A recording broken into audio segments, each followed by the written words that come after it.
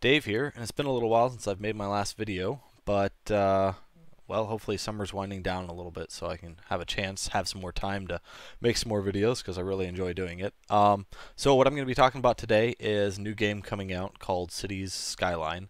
It's being produced by Paradox Interactive and Colossal Studios, and it's another city builder game, sort of like SimCity or one of those. So I'll just be kind of running through some of the features. First off, I am completely stoked about this game. I am really into city builder games. I love SimCity 2000, SimCity 3000, SimCity 4, and then we waited for like 10 years and they announced SimCity 5 and I was like, woohoo! But then it turned out that it was the largest pile of garbage I've ever seen in my life.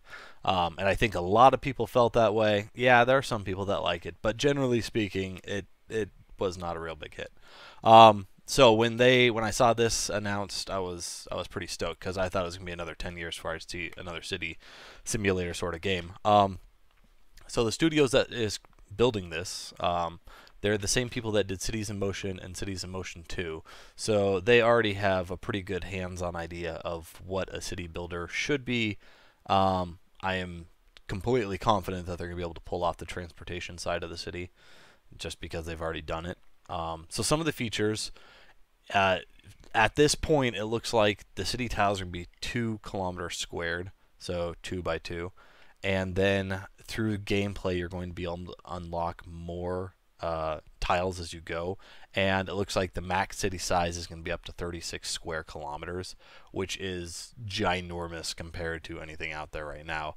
SimCity 4, which was pretty big, I believe they were between 4 and 6 kilometers squared. The large tiles were like 6. And then they released SimCity 5, and it was like 1.5 kilometers by 2 kilometers, something like that. Really tiny. So it looks like the maps are going to be huge, which is great because you're going to be able to do rural areas, you're going to be able to do urban areas, suburban sort of areas where you just have housing districts and they have to drive into the city. I'm stoked about that portion. And let's see here, what else do they got? All the transportation stuff from the Cities in Motion series, I'm sure, is going to be in here. Curved roads, highways, bridges, trains, etc. Hopefully it's going to be a little bit more than they had. You know, they expand on it, but I'm very confident that they've got that portion under control.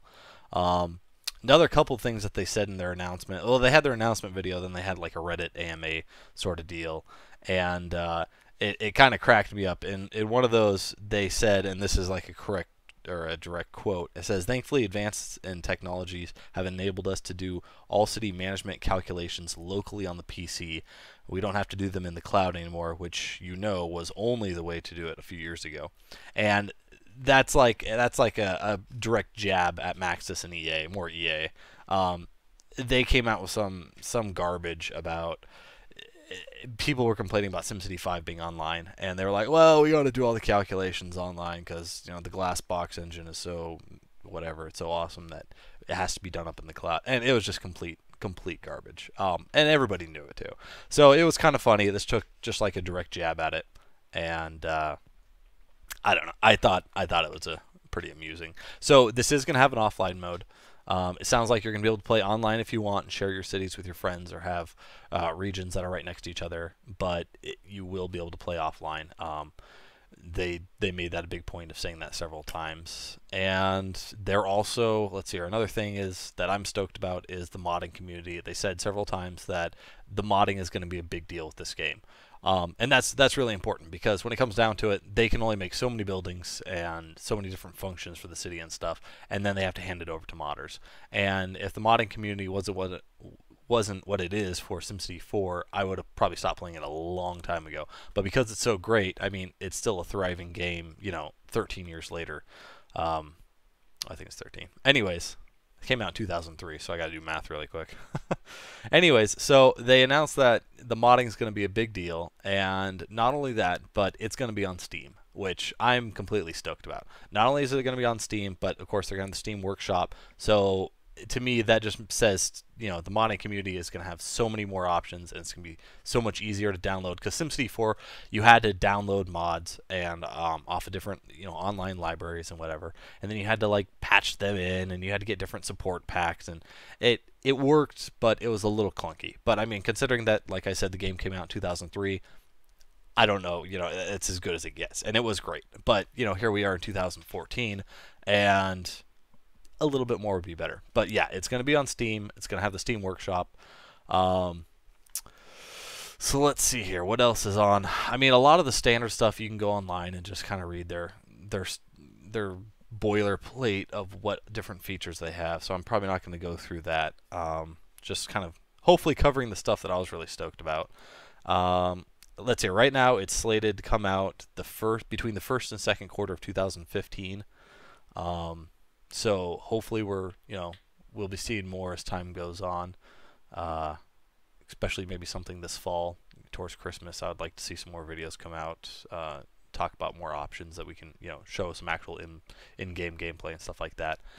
These screenshots that you're looking at right now are on the engine alpha version. You're probably seeing a lot of repeat buildings. I'm assuming that's because it's alpha. And of course, you get a big city, and eventually you're going to get repeat buildings, and that's where the modding community comes in. So you get, so many more options. And let's see here. Last but not least, it sounds like from everything that I've read, they're going to have outside city connections, so you can connect to other cities of yours or friends or whatever.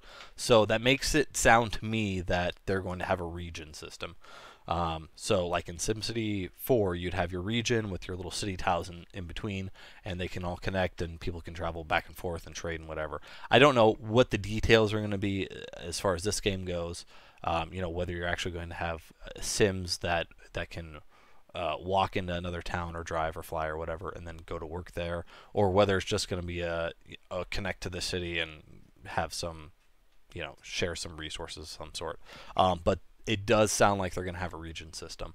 So I'm pretty stoked about that. Not only you get the 36 square kilometers, but then also you get the region system, which makes it for a gigantic map to play on. And of course, with this comes all the new technology, I'm sure, of the multi-threading and, using multiple cores and stuff, which was one of the biggest downfalls of SimCity 4. But, it came out 2003, and multi-core processors weren't that big of an item then. So yeah, that kind of wraps up everything I had to say about it. But I'm really stoked, and hopefully we'll see more soon. But props to them for actually coming out with another city game, because like I said, I really wasn't expecting anything for another 10 years. That's why SimCity 5 was such a disappointment to me.